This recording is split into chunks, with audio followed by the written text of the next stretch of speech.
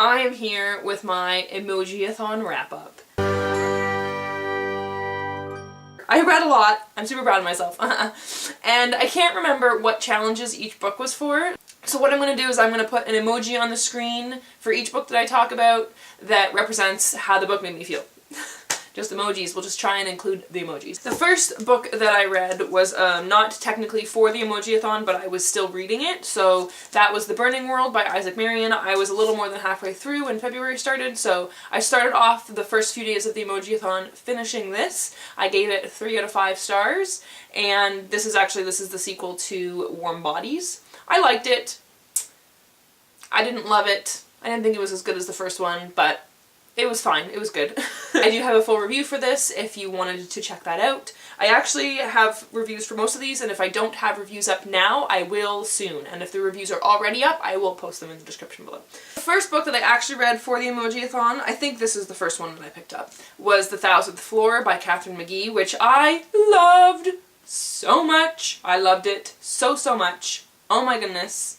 It was fabulous. I gave it 5 stars. I do have a full review for this. I will leave it down below. And then I read, and I can't remember if I read this first or if I read the next one I'm going to talk about first, but it doesn't really matter. So the next one that I read was Love at First Sight by Josh Sundquist, and I really liked this. I gave it 4 to 5 stars. It was great.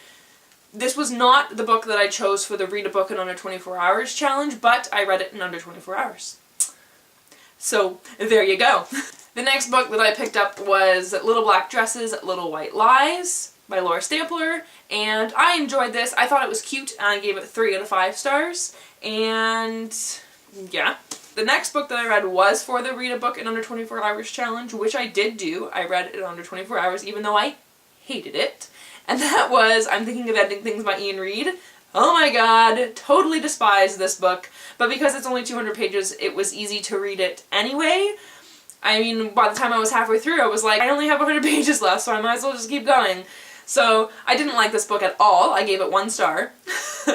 And I have a review filmed, but it's not up yet. So stay tuned for that. If you like watching people be frustrated about books they've read, then it might be entertaining. I don't know. I didn't like this book at all.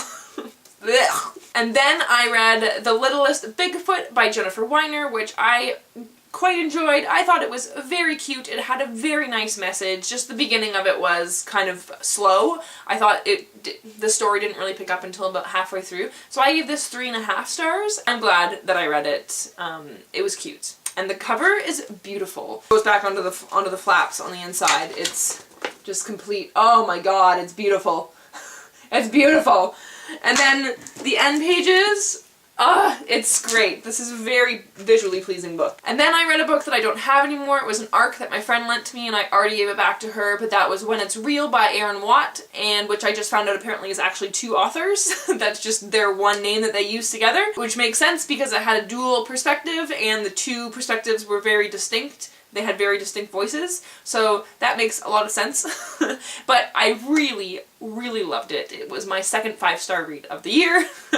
And sometimes I feel lame giving like realistic fiction contemporary YA books 5 stars for some reason, because they're like fluffy and there isn't too much to them, but I don't care. It was so good. I loved it so much, and it's about a girl who gets hired to be the fake girlfriend of like this famous musical icon, so it was great. It was loads of fun. I absolutely loved the way the love progressed in it. It was amazing. I loved the guy, the musical icon guy, so much. It was so good, and I will definitely be buying a copy of it when it comes out in May.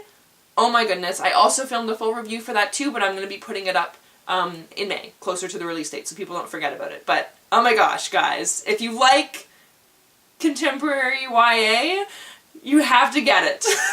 And then I picked up Chrissy Kingdom, which is a sequel to Six of Crows.